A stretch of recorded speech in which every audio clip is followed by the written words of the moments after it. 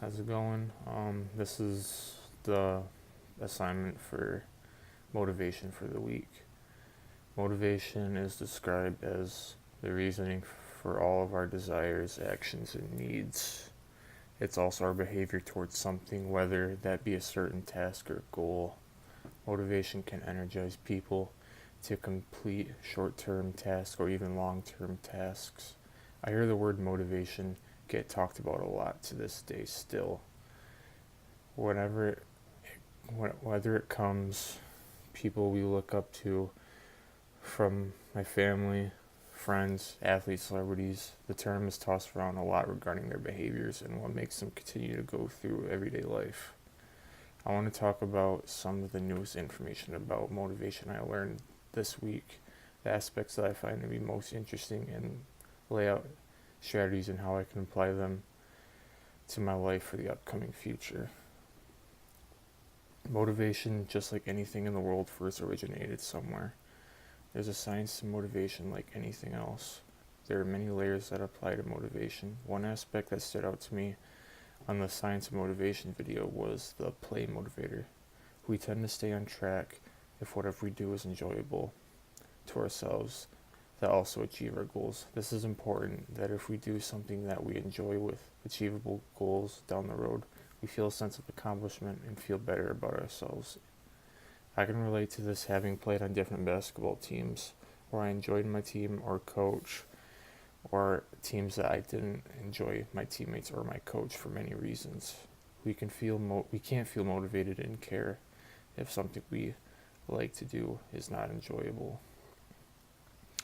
Mel Robbins really nailed her speech on TED Talks.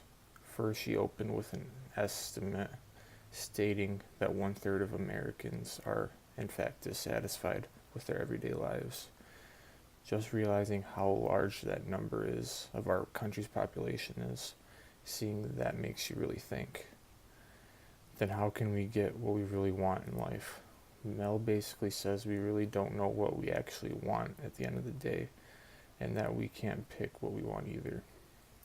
With all the information we have available to us today, whether it's online or books in the library, some still don't learn about their interests to put themselves above their competition.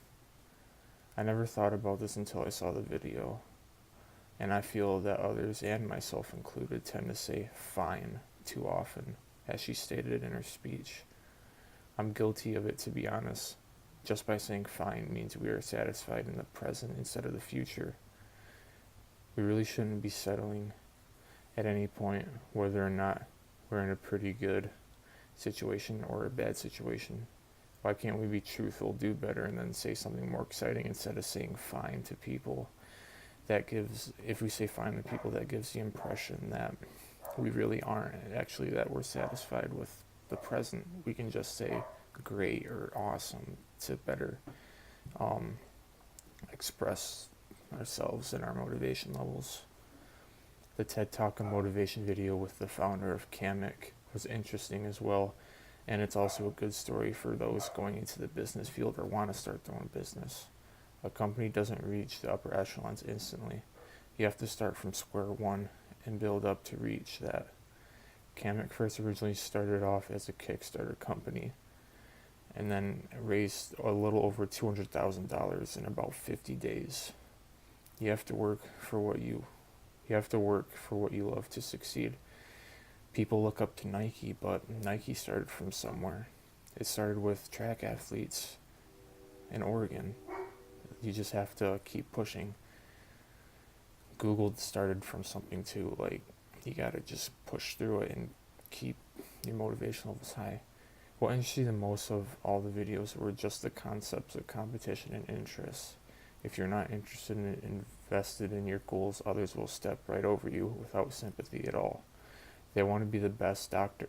They want to be the best doctor around. While you kind of want to be a doctor, but you don't feel like going through all the work to do it, reality is they want to go through that work, and they will do whatever it takes to be a doctor.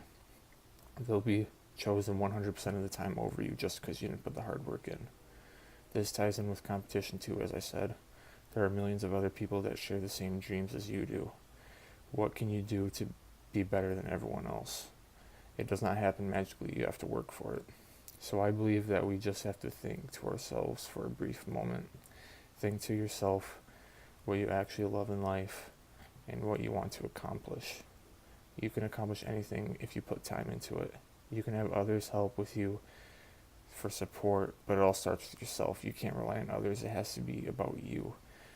You have to be the driver in the car doing everything it takes to get to point A to point B. You can't have the others drive for you in your place. People will take advantage of laziness and poor dedication. If you overcome this and focus on a goal we love and will follow, then I feel that you'll get to where you want to be someday. Then you'll look back and never regret it.